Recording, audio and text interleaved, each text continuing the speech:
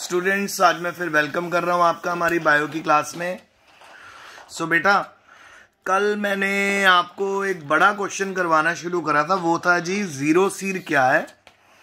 ठीक है, what is zero सीर, वो मैंने आपको करवाया।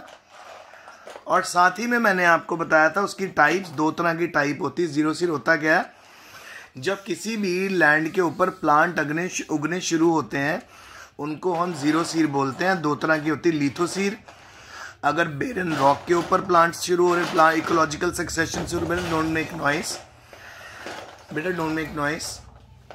और दूसरा है जी स्वैमोसीर, ये होती है जी सैंड के ऊपर।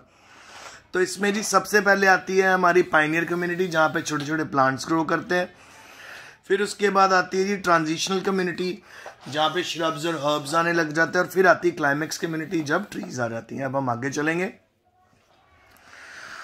अब हम इसको थोड़ा डीपली पढ़ेंगे और डीपली में हम बात करेंगे ecological succession on barren rock.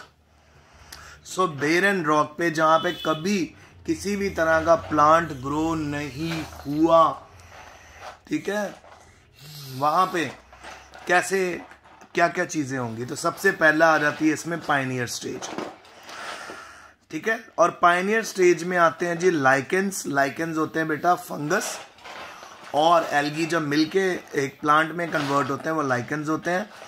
तो ऐसी हैबिटेट्स पे रॉकी एरियाज में ये सबसे पहले ग्रो करते हैं, ठीक है।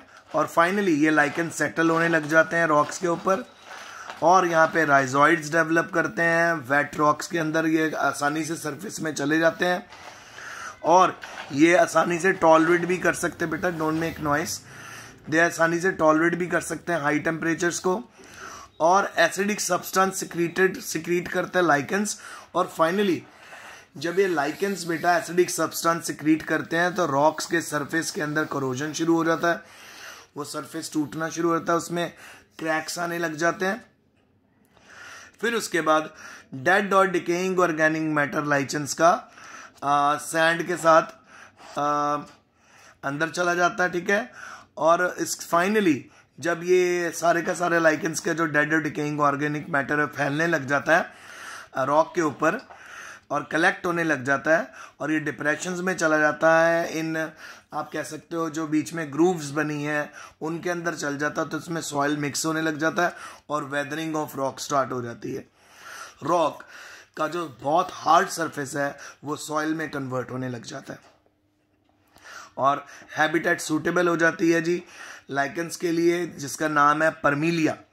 और परमीलिया बहुत तेजी से ग्रो करना शुरू होता है, ठीक है बेटा। फिर उसके बाद एक नया लाइकेंस आता है जिसको हम फॉलियोज लाइकेन बोलते हैं। वो फाइनली इस तरह के पुराने लाइकेंस को रिप्लेस कर देता है और ये शेडिंग ऑफ रॉक्स को और बढ़ा देता है। ऑर्गेनिक मैटर बढ़ने लग जाता है वहाँ पे लार्ज डिप्रेशंस के अंदर, और यहाँ से सॉइल फॉर्मेशन का प्रोसेस एक्सेलरेट होने लग जाता है और जो प्लांट आने वाले प्लांट के लिए बड़ी अच्छी हैबिटेट बन जाती है, ताकि वहाँ पे अगली स्टेज स्टार्ट हो। तो क्या सीखा आपने, क्या सीखा आपने? ये सीखा कि जो लाइकेंस हैं वो जब रॉक्स के ऊपर ग्रो करते हैं तो वहाँ पे क्रैक्स आने लग जाते हैं और उन क्रैक्स के अंदर नए प्लांट्स और ज़्यादा ग्रो करते हैं, और वहाँ पे जो डेड और डिकेइंग ऑर्गेनिक मैटर है और जो लाइकेंस एसिड सिक्रीट करते हैं उससे रॉक्स में विदरिंग होने लग जाती है और सॉइल बनने लग जाता है, ताकि अगले आने वाली स्टेज वहाँ पे सरवाइव करे। तो पायनियर स्टेज समझ आ गई आपको। तो सबसे पहले रॉक्स में कौन से प्लांट लगेंगे? लाइकेन, एल्गी और फंगस के मिक्सचर से बनते हैं। फिर आगे जी number 2, transitional community. Transition community में एक तो मॉस स्टेज आएगी। मॉस स्टेज में क्या होगा, जो थोड़ा अमाउंट है सॉइल का जो लाइकेंस ने बनाया है, पहले तो वो हार्ड, उसके ऊपर हार्डी मॉजेज आने लग जाएंगे और finally thin layer of lichens rock के ऊपर रह जाएगी। फिर मॉस जो प्लांट होता है थोड़ा टॉलर होता है और गर्गेरियस होता है, ये लाइकेंस को ख़त्म कर देगा अपने शेड से और उनको रिप्लेस कर देगा। और फाइनली मॉसेस भी क्या करने लग जाएंगे, स्पेशल प्लांट्स क्या करने लग जाएंगे, रॉक्स को फर्दर ब्रेक करने लग जाएंगे और सॉइल को बढ़ाने लग जाएंगे। इससे सॉइल की थिकनेस बढ़ जाएगी, वाटर होल्डिंग कैपेसिटी बढ़ जाएगी सॉइल की। फिर आएगी B part, annual grass stage. अब बेटा सबसे पहले क्या हो गया, लाइकेंस लग गए, लाइकेंस के बाद बेटा मॉजेस लग गए, और मॉजेस के बाद आपके सबसे पहले छोटे छोटे स्मॉल सीडेड प्लांट्स वहाँ पे ग्रो करेंगे, और ये फाइनली सॉइल को ग्रो करने लगेंगे और उसको बाइंड करने लग जाएंगे, और रूट और ज़्यादा वहाँ पे डीपर जाएंगी, और वेदरिंग ऑफ रॉक और होएगी, और ग्रास स्टेज में सारी ग्रास वहाँ पर फैलने लग जाएगी, और धीरे धीरे ग्रास मॉसेस को रिप्लेस कर देगी। फिर C5 है जी पेरेनियल स्टेज। अब यहाँ पे उस तरह के प्लांट आएंगे जो 2 या 3 सीजन से ज़्यादा सरवाइव कर सकते हैं, ठीक है। फिर फाइनली जो एनुअल ग्रासेस हैं ये डाई आउट हो जाएंगी, ये मर जाएंगी, इनकी डेथ हो जाएगी, ठीक है जी। और इनकी डेथ के बाद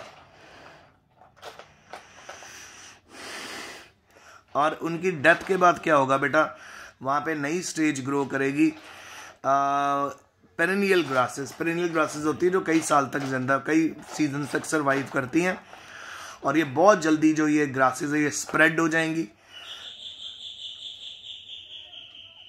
ठीक है, बहुत जल्दी स्प्रेड हो जाएंगी। किसकी मदद से, रनर और राइजोम्स की मदद के साथ, और ये सॉइल को और एनरिच कर देंगे, और उसके अंदर आप कह सकते हो कि एनरिचमेंट कर देंगी, वहाँ पे बहुत ज़्यादा आपको ऑर्गेनिक मैटर मिलने लग जाएगा, और फाइनली जिसके करके वहाँ पर एनुअल हर्ब्स उगने शुरू हो जाएंगे, छोटे छोटे प्लांट्स उगने शुरू होंगे, पेरेनियल हर्ब्स भी ग्रो करेंगे जो ज़्यादा देर जिंदा रहते हैं, और फाइनली इस सॉइल के ऊपर थिकनेस प्लांट्स की बढ़नी शुरू हो जाएगी। फिर हम पहुँचेंगे बेटा 4D पार्ट श्रब स्टेज पे।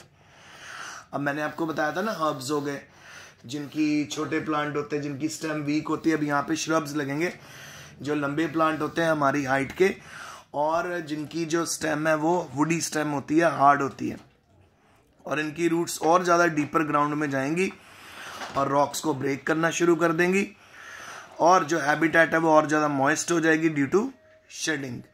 और लास्ट आ गई बेटा हमारी क्लाइमैक्स स्टेज।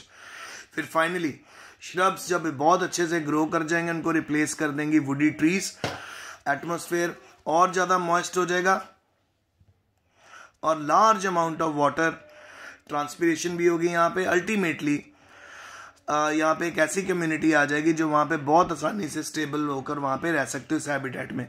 इसको क्लाइमैक्स कम्युनिटी बोलते हैं। और क्लाइमैक्स कम्युनिटी का नेचर कैसे डिटरमाइंड होता है? Bye the climate of the. मेरा नहीं है, पूछो किसका? मेरा नहीं है, जॉय का होगा। पूछ लो, नाम पूछो, फिर उसको बुला लेना, अपनी बहन को बेल मार देना। The nature of climax community is determined by the climate of the area, ठीक है। फिर उसके बाद क्या है बेटा?